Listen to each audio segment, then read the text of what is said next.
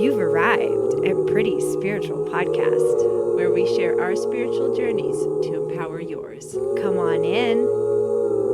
Yeah. Okay. No, seriously, come in. Okay, everyone. Hello, friends. Hello. Hello. This is Pretty Spiritual. I'm Lindsay Pony. Hey, Lindsay. I'm Annie. And that's Annie. And we are going to talk about internal boundaries today. We attempted a boundaries episode. Maybe you've listened to it a couple of years ago. Yeah, 2 years ago. Wow. And might I just say, wow. Wow. As much as I didn't know about boundaries then is as much as I don't know about internal boundaries now. So get excited. An exploration of internal boundaries, a discovering of internal boundaries. We are excited to talk about that. If you're like me and just like I'm talking about, what? Internal boundaries? Of course, you are just as frightened, impressed, astounded as I am, as these internal boundaries are a thing. My hiney has to be on fire before I start learning about these new tools and new things. And so that's where I am at right now. Not just a thing, but a structure that we can build to empower ourselves. In fact, getting to know ourselves on an intimate level and building internal boundaries is a prerequisite for being able to set known external boundaries that benefit us. And everybody. Who knew? It's new spiritual technology. I am definitely going to have to watch a YouTube video to figure this one out. Well, at least for a pair of geriatric millennials like ourselves. I mean, elder millennials. That sounds better. It's very classy. So, definition time, obviously. Internal boundaries govern how I relate to myself and what I allow to happen within my body, heart, and mind. All things happening within my skin are my responsibility, meaning my ability to respond to these. So, this will include thoughts, feelings, physical well being, spiritual development. It is my job to decide how I will care for each of these areas in my life. And these are the internal boundaries that I create. So, another thing that really helped me understanding boundaries is a quote from Prentice Hemphill.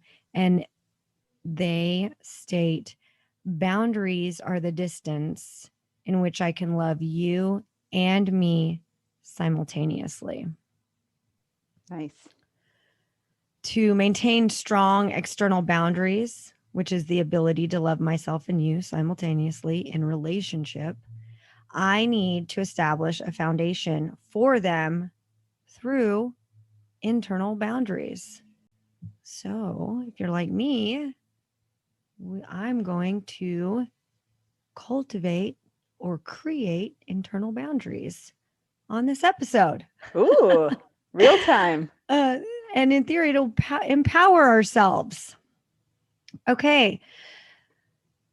There we are. Here we are. Annie, I would love to hear anything you have to say about this. Thank you, Pony. I'm really grateful to be here with you. I didn't know anything about internal boundaries until recently. And it's really true that with my own internal boundaries, my external boundaries are easier to set and maintain. So internal boundaries help me define and understand and respect myself to myself. And so then when I go out into the world and have boundaries, I'm not so grovelly and approval seeking and apologetic. Like we're thinking in the context of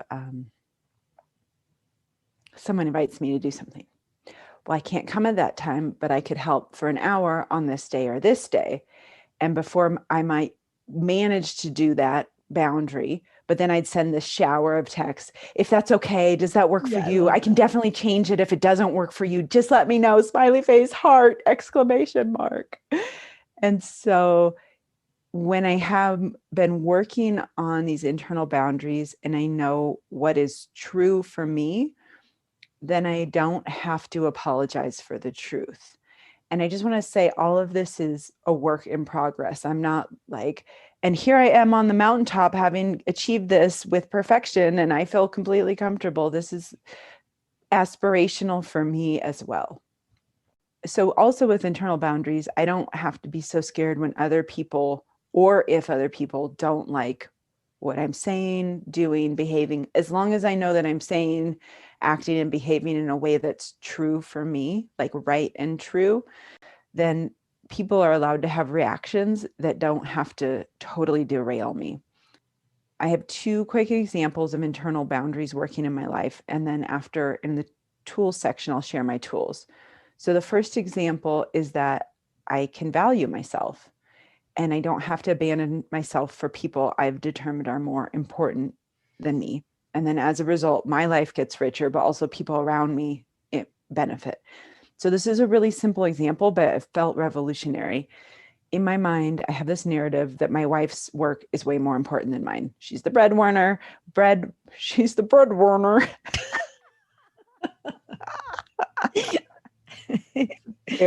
That also is new spiritual technology. She's the breadwinner. And Nice. That's not her narrative. She's not announcing I'm more important, but it's something that I've decided. And it's also something so then I get to work on. And I recently implemented this daily 2-hour writing block where all I do during that time is work on my fiction novel. I don't answer text messages. I don't pick up the phone. I don't make my wife lunch. Like that's just what I do. And on the third day, I did say recently. So this is on the third day, I was in the kitchen getting some water and my wife is getting a really big deal call about her work that I was very interested in. And I was walking by and I was hearing her starting to have this conversation. And I stopped at the door to the room where I was working. And I just started listening to her conversation because I was like, I have to know. Like it might determine where we live, all this stuff, like her role. And then I had this thought, which I'd never really had before, which is, A, this isn't your phone call to listen to. That's external boundaries, right? B, you told yourself you were going to work on your book right now. This is not working on your book. And even if you just listen for 3 minutes, you're going to be thinking about it for 30 minutes. Your brain's going to be in that, like inside that telephone line. So I said, your job isn't to be a supportive wife right now. Your job is to be a writer. And I went in the room and shut the door. And I was like, I couldn't believe it. I was like, I chose myself. So that seems simple, but to me, it was really, it felt really huge. And then it gave me this sense of integrity because I'm like, oh, I didn't abandon myself. Oh, maybe what I am doing is important. Maybe I'm not getting paid right now for this book, but that doesn't mean it doesn't have value and the work that I'm doing doesn't have value. So then super quick, the other example is yesterday I was in the grocery store and it was really crowded and there's lots of bright lights and there's packages everywhere. There's tons of colors. And I just started to get overwhelmed. And this was like definitely a mental health thing too, but I just started to have this panic moment. And I was like pushing this cart by myself, completely full of groceries. And all of a sudden I was like, I can't do this. I can't be in here. I'm going to freak out. And I was like, okay. And so with the internal boundaries where this came in is sometimes I'm not saying that people can just magically control mental health challenges with their own minds. But in this instance, I had this moment of opportunity where I was like, I can either let my mind run wild right now and I can freak out, or I can use some tools to soothe myself. And I put my hand on my chest and I was like, oh, honey, you're overwhelmed. It's really crowded in here. This is the first time you've been in a huge grocery store without everyone wearing masks. You're not wearing a mask. You're tired. There's lots of other stuff happening in your life. You have a cart full of groceries. You're allowed to leave the cart full of groceries if you want to, but you need to. Can you just close your eyes? And it was like using these kind of internal boundaries of challenging myself not to let my mind run away from me. Mm-hmm. And also saying, can you use self-soothing tools right now? If it's not Mm-hmm. good enough, you can leave. You don't have to stay here and like freak out in the grocery store. I did cry a little bit, but that's fine. Nobody noticed. Always okay. Always good. Shed a tear. She's just crying in the salsa aisle. Shed a tear then and there. She loves that enchilada sauce. That's right. So it was really interesting because I'm like, oh, it was like I was a toddler. Okay, you can go if you need to, but will this work Mm-hmm. instead? So that's what I'm working on. Thank you, Pony. What about you? What's up for you right now with internal boundaries? Oh, thank you so much. That was so very helpful. When you were sharing and you said, when I know what is true for me, my insides like gripped, and there was like this recognition that I don't know what's true for me. So internal boundaries, wow. So just some backstory, because the causes and conditions for why I'm here sometimes really helps me. And I was young and I didn't have perspective. And so it all got very confusing for me. And so just wanted to say, like, the reason why I don't really know what's true for me is because I have prioritized others' well being, their wants and their needs as my sole survival tactic. Mm-hmm. And baked into my patterning now, my habits, is that I am looking outward to make sure that you are taken care of. And this has been very subconscious. So now that I'm getting to know that part of me, and I've shared a lot about it on the podcast, so I can blame my mother, but the truth is that these things have happened and I don't blame that person.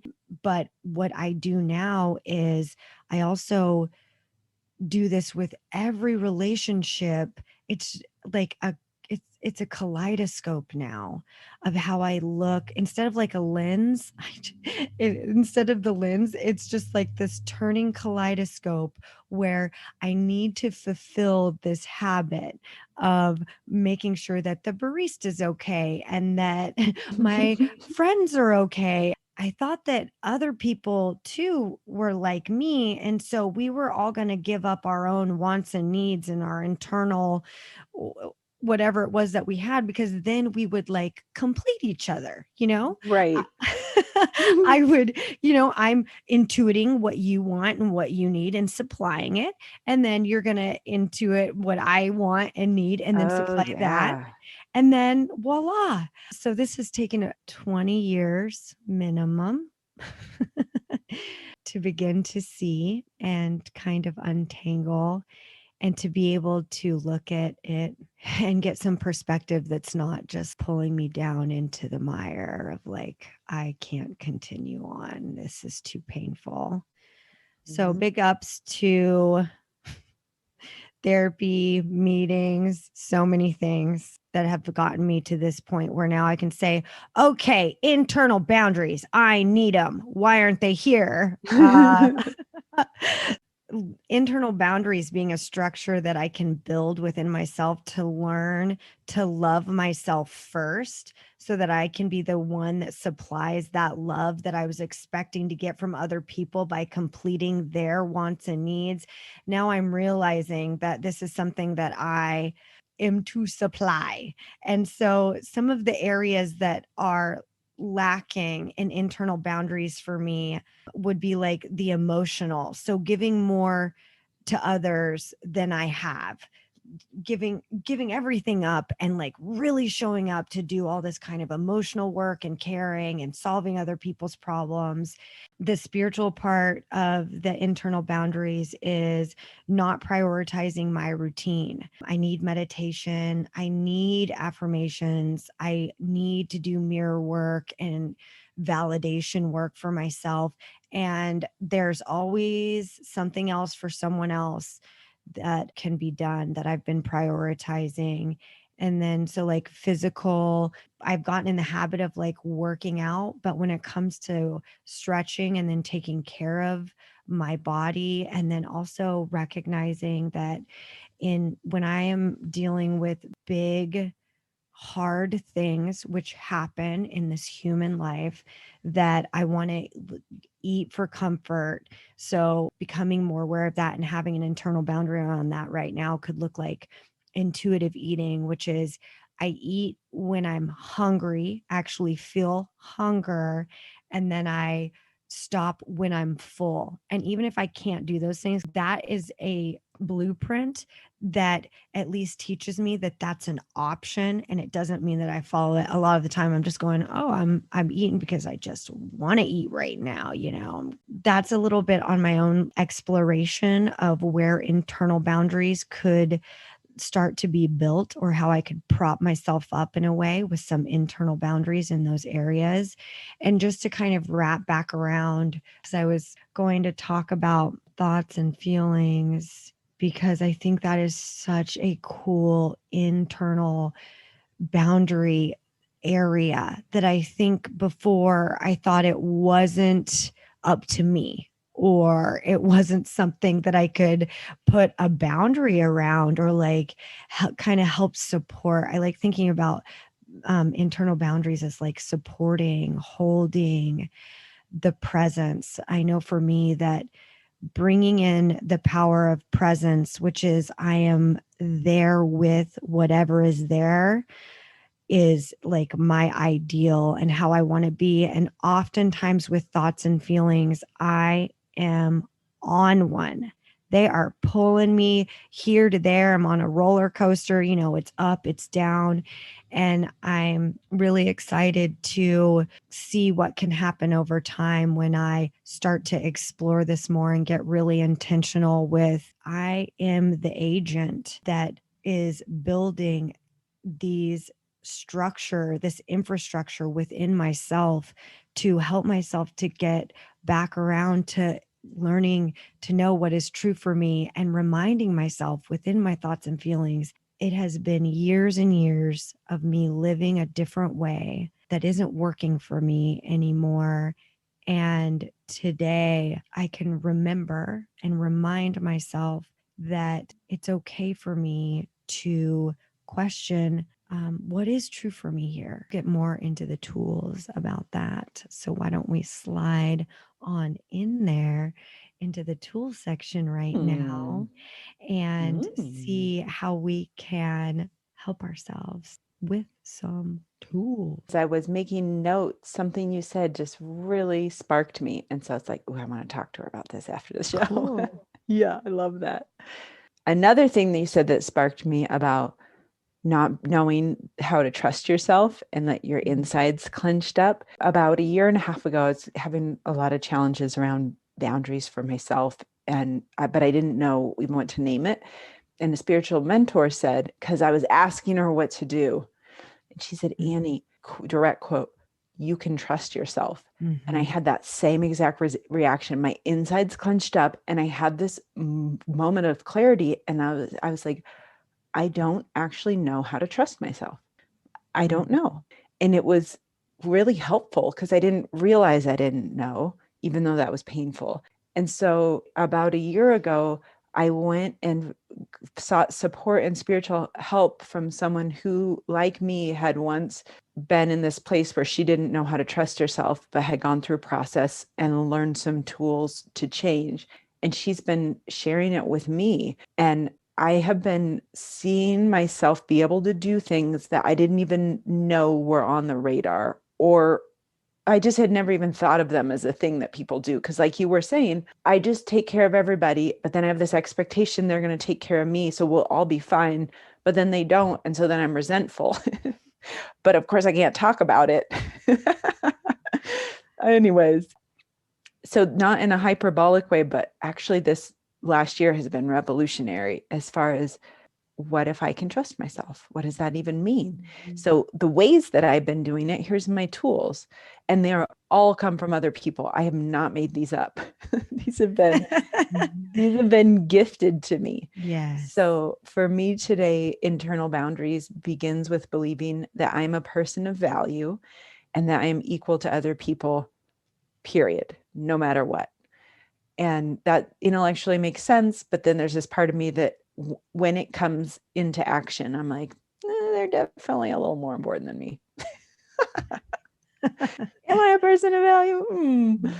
So the more that I build this self-love and acceptance, which had been deeply lacking for a long time in my life, the more I sense that I am a whole person of value who is equal to everyone else, that I have my own needs, thoughts, and beliefs, and that I can shape them myself. Before, I was always kind of like how whales kind of radar bounce talk off each other. I was like, is this what I think? And kind of measuring it against people I love and trust, like my wife or my spiritual mentor, like trying to understand myself by bouncing it off of other people. Yeah. And so now I'm like, okay, well, what someone else believes about me or thinks that I am or what I should do, that can inform my choices. That isn't how I make my choices. And this is very much a practice for me. It's not like, oh, I have it all figured out. It's an in motion thing. But here are some of the ways that I have been shaping what this internal sense of identity is, because I didn't even really know what my internal sense of identity was. And so if I'm not having that, then what are my boundaries? I don't know, because I'm not even quite sure where Annie is. So just like Pony mentioned, affirmations, we've talked about them so much on this podcast, and they help. That's all I could say. While I was writing my notes for this episode, I was listening to the morning motivation affirmations by Theta Thoughts on Insight Timer. Like I just let them play softly in the background and they just kind of fill my brain. The second one is noticing when I'm losing touch with myself. Am I obsessing over somebody else? So that's just like an awareness tool. Mm-hmm. The third one is organizing myself. I feel like I'm kind of chaotic, and that lends itself to me feeling chaotic about who I am. So when I'm more organized with where my things are, where my stuff is, like I feel a little more orderly. But I've been using the Time Timer. It's a free app. And it's really visually useful for me to time myself because I kind of lose track of time. And then this last one, number 4, is enriching my relationship with myself by building my relationship with my higher power. A spiritual mentor has been teaching me that when I'm tuned into myself and kind of under the umbrella of my understanding of God, nobody knows what is true for me better than myself, right? So it's not like Annie thinking about Annie, but it's kind of Annie getting that guidance that I was always looking for from spiritual mentor, from my wife, from my friends. And I'm actually kind of channeled into it from a higher power, but then I'm finding it inside. I can look to everybody else, but eventually I can come to a place where I can trust myself. And so when I'm like, what does that even mean to trust myself? I need an answer to this. What's my guidance for this? Here is the instruction that I was given. Number 1, relax. Ha ha ha. So just relax. I'm like, oh my God, what do I think? Should I do? I don't know. I need help. Relax my body, relax my mind. 2, release. So just like let go, just let go of that obsession, confusion, fear, which is a practice. We probably have whole episodes on it. 3, ask for help, but to my higher power, right? I'm lost. I need some help. And maybe my higher power is inside of me, but just like asking that bigger source that's not human for some guidance. 4, open. So I've relaxed, I've released, I've asked for help, and then I open and become quiet and then wait for an answer to come. So maybe the answer takes 4 months. So I can just keep repeating that process if I get really jangled up. Relax, release, ask for help, open up, become quiet, wait for answers to come. I can go through that loop 100 times a day. So that is the tools that I'm working with right now. What about you, Pony? What tools are you working on? I really liked that so much. Thank you. I was following along. And yeah, not only can I do it 100 times a day, I need to do that 100 times a day. I Yeah. hope I hope I do. I am dealing with a lot of life phases that happen for people. And when you want to be of service or helpful to your family or somebody important to you, it can be really what I've learned is emotional labor. And before, I thought that people's emotional labor was mine to carry. And Mm-hmm. that means at any time when you would call me, I would always answer the phone. And I remember one time Annie said, "Aren't you at work?" Because, like, in this huge, I was at work, and I had answered the phone. And luckily that had to happen like 2 times with different people where I was like, and Annie saying that, I was like, "Oh, I'm at work." She said, "Most people can't answer the phone at work or don't." I mean, like, and it gave me permission and also like this other way to live, like another blueprint, like, oh, I have these hard worn tracks that, again, were like that survival that I had created that were maybe useful at the time. And now, really getting to learn about how to thrive instead of survive. And so that's definitely the other day. Yes, I've been doing a lot of emotional labor that I have agreed to when I just realized I was really tired. Mm. And I was like, and so when someone said that they needed to talk about something, I said, I could talk tomorrow. Yeah. And I was, for the rest of the day, I would be like at work and I'd be like, oh, well, I have a couple minutes right now. So, like, that came up so many times. And then I got to have that experience of seeing that habitual behavior and how it was really enticing too. And Mm-hmm. then how I would get to kind of soften and be with, have that presence with around these old behaviors, and that I was intentionally trying to, again, build some sort of structure within myself that was going to take care of me. And so that's like my biggest emotional boundary that I did. And It's huge. it was so huge. And going through the experience of getting to do that and seeing how much I wanted to even like sabotage my own, like kick down the work that I had done in that one text. What I'm learning is that other people respect boundaries, and I respect my internal boundaries. Like, I can feel that it would build respect within myself. I'm Yeah. I'm having emotions come up.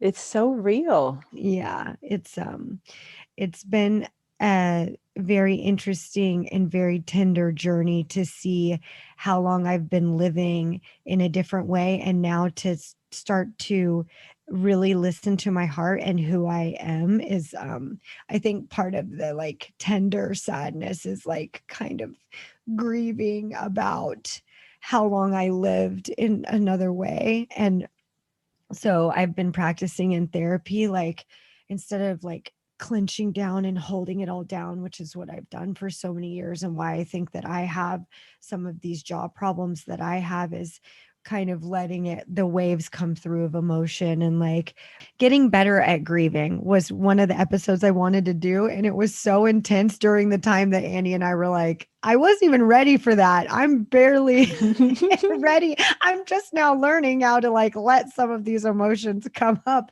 when they're actually here. So it's really such a beautiful thing to get to do this type of work with a friend and with all of my friends here, because it's real life, it's happening. This like spiritual journey is happening. Some of the other tools that have been really holding me lately is a question that my Dharma teacher posed to me, which is, so I have my hand on my heart, and I'm going to share with you the question that my Dharma teacher posed. And it's just really tender because for so long I've been not trusting my heart or even communicating with my insides. I thought that the way that I would get love and validation was to dismiss and minimize and smush away my true like nature. So it was just misguided, or it was like it was this misguided tactic. That's how I've been looking at it. And I thank it when it comes up. I say, oh, thank you. Thank you for helping me when I didn't have any other tools or resources. You did such a good job. And now I'm going to see, do I trust my heart? And the next part of that question is, what stops you? Right. So, like, what stops me? And as I just explained, what was stopping me, then it starts to get kind of more rich and deep in there of like, oh, right.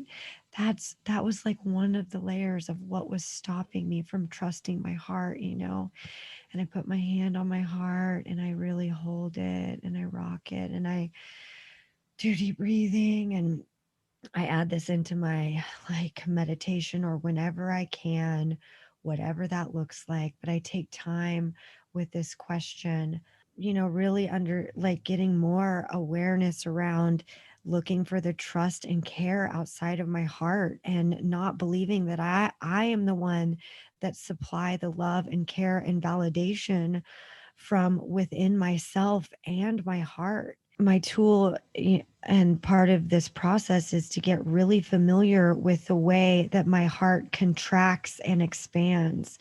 So before, when my heart was like contracting, because just with the questions of like, do you trust my heart?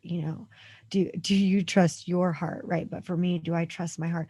When it contracts like that and it gets really tight, and then those are messages and ways that my body is offering this moment for me to go in and be with the closed off pain that's here. The unattended sorrows are what I have been directed towards writing about because I have some really deep soul wounds that I have propped up as okay enough that I am now going back and dismantling because I'm seeing that within these breaking these down and being with what's here is going to help me in the long run learn about myself, help me within my relationships with other people. And that's the type of merge. Before, I wanted to merge with all these people outside of me because I thought that merge was going to get my needs met. But this is the appropriate merge within myself where I listen to how my heart contracts and expands, and I supply the love and need and validation and presence for myself. Um, that's the merge within that's really going to help me grow and be more trusting of myself and my wants and needs. I'm not going to be trying to do that sonar, like looking to other people of, am I okay? Is this okay? I believe that this is the language of my soul's communication with me, all my wants and needs and desires, my intuition that I've abandoned and isolated in the past. And I'm learning, I'm hopeful to learn, and I'm learning and I'm discovering that to create internal boundaries is to listen and love myself first and fully. Self love is the beginning of any love relationship. Hopefully, by implementing internal boundaries, this will teach me more about self-love and this process of self-love. Because what I'm finding, I know we've done a self-love episode, is that I thought self-love was a destination, and it was like a 1 to 10 step process or something, a recipe that I could get and have right, and then boom, voila, self-love, but it's like all these ingredients coming to form a path that I keep following to remind myself and be with this self love. So, those are my insides. Thanks for listening. Thanks for being sweet and vulnerable and sharing, Pony. Also, thank you for knowing that whale talk is sonar and not radar, as I called it. Oh, I didn't. Yeah. What do I know? It just came out of you. I was like, oh, she's so wise. Oh, yeah. Okay. There we go. Well, I'm so glad to begin to learn and practice about internal boundaries. These seem to be something that I can aspire to and use as a tool to gain more insight and clarity within myself, for myself, and then in turn, the ability to love myself and others simultaneously. What an incredible spiritual gift and new technology this could be. Yes. Oh, thank you all so much for being on this wild ride. Yeah, we would love to hear what you're working on, what tools you have. Comment after the episode, connect with us on social media, teach us Oh, about please. internal boundaries. That's right. We really do learn from each other. Mm-hmm. We really do. Thanks so much, everybody. Thanks, y'all. Bye.